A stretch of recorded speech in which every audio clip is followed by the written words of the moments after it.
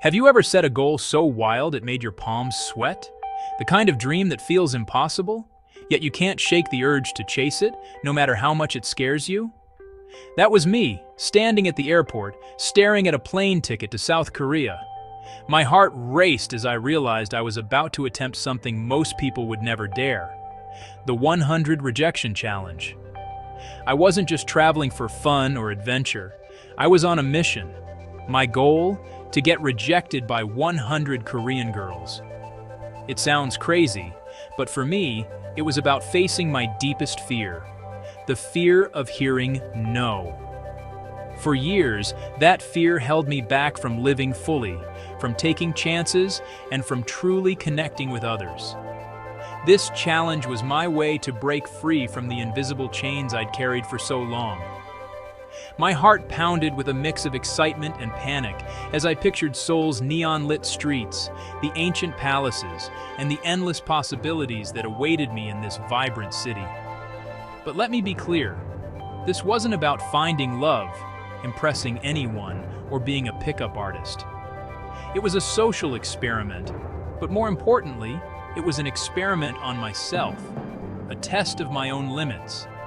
I wanted to learn how to be okay with failure, to discover strength in vulnerability, and to see what would happen if I put my ego on the line, again and again, in a place where nobody knew me.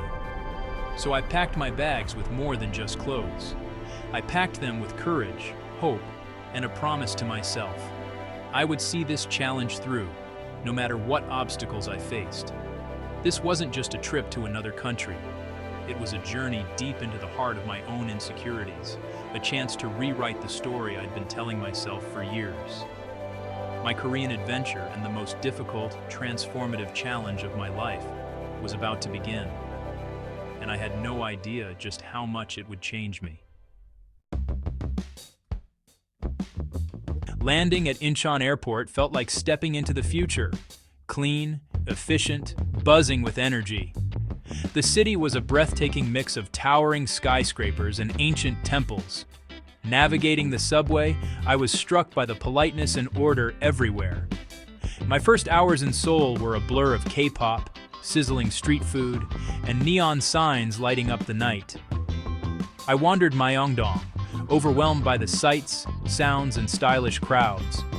The challenge loomed in my mind, but for now, I just soaked in the city's vibrant soul. As night fell, the energy intensified. I ate a tornado potato and watched the river of people flow by. Tomorrow, the challenge would begin. Tonight, I was just a traveler, falling in love with Seoul. I knew this journey was going to be something special.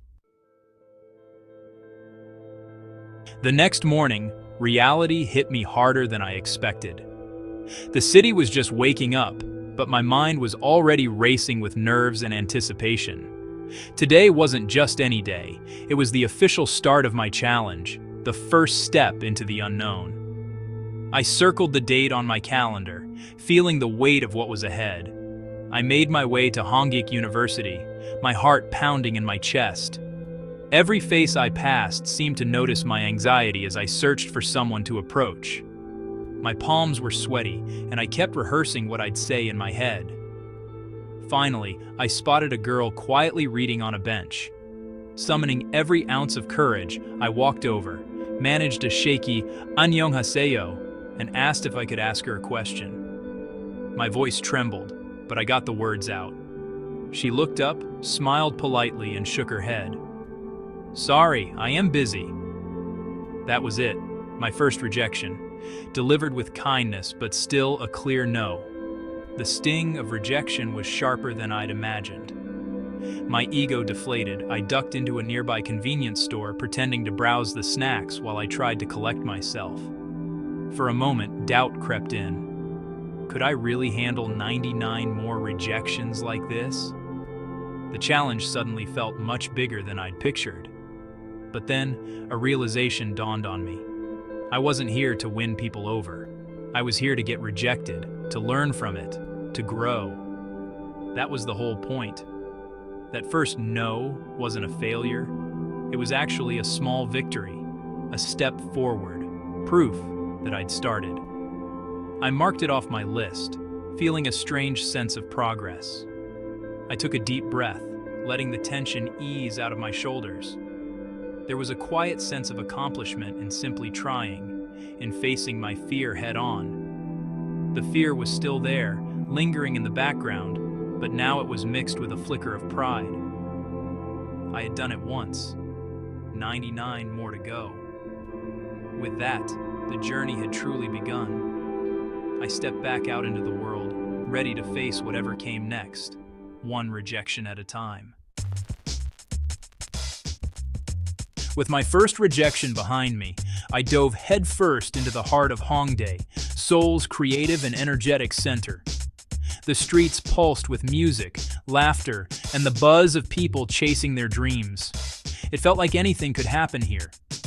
My strategy was simple. Just be honest and explain my mission to everyone I met.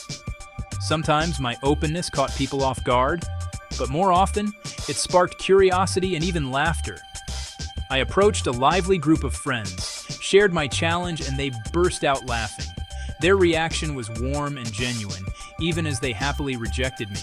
It was rejection, but it felt lighthearted, almost like we were all in on the joke together. Of course, not every attempt was fun or easy. There were moments when I felt a pang of disappointment or self-doubt. Some people simply ignored me, others didn't speak English, and sometimes awkward silences stretched longer than I'd like. I felt out of place, unsure of myself. But I started to notice a pattern. Rejections here were almost always polite. A quiet, sorry, a gentle shake of the head, or a soft, I have a boyfriend. No one was ever rude or harsh. The awkwardness was mostly mine to carry, but the people I met handled each encounter with surprising grace and kindness. Each no stung a little less than the last, and soon, every rejection became more of an interesting observation than a personal failure. I was learning that rejection didn't have to be soul-crushing or embarrassing. It could be a stepping stone, not a setback. Sometimes it could even be funny, something to laugh about with strangers and with myself. Hongdae was teaching me to let go, to laugh at myself, and to embrace the unexpected moments. With each new attempt, the challenge felt a little easier, and my confidence grew. I realized I was starting to truly enjoy the ride, soaking in every awkward, hilarious, and heartwarming moment along the way. My journey wasn't just about rejection, it was about discovery.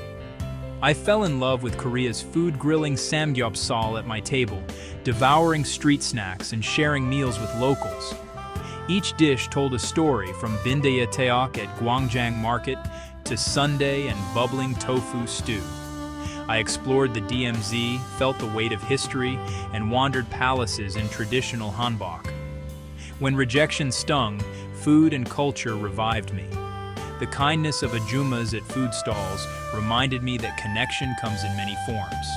Korea was feeding my stomach and my soul. These experiences gave me strength to keep going. After weeks in Seoul, I took the bullet train to Busan for a change of pace.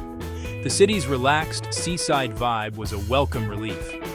I continued my challenge on beaches, in markets, and at the colorful Gamcheon Culture Village. Rejections kept coming, but people here were more curious. Sometimes a no led to a real conversation. One girl laughed at my mission, then chatted with me about travel and food. At a street bar, an ajushi offered me soju and life advice. A man's strength is in his resilience. That night, surrounded by new friends, I realized I was finding acceptance in unexpected places. The challenge was about rejection, but I was discovering friendship. I left Busan happier than I'd been in weeks. Sometimes searching for no led me to the best yes of all, connection. Back in Seoul, I was nearing the end, rejection number 99. The fear was gone, replaced by quiet confidence. I approached a woman sketching by the Han River, explained my mission, and she surprised me. "Tell me what you've learned from the other 98. I shared my journey: fear, awkwardness, kindness, and growth. We talked for an hour about dreams and courage. Finally, she smiled.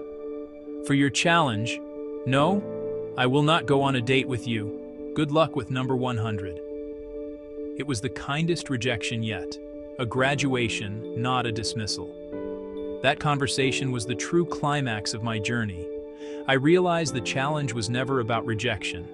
It was about resilience, connection, and self-discovery. I had changed. I was ready for the final no. For my final attempt, I returned to the university district, full circle. No fear, just excitement to finish what I'd started. I approached a student on the same bench as my first rejection. She looked up and laughed. "Oh, you're the rejection guy. I saw a video about you." My story had become a campus legend.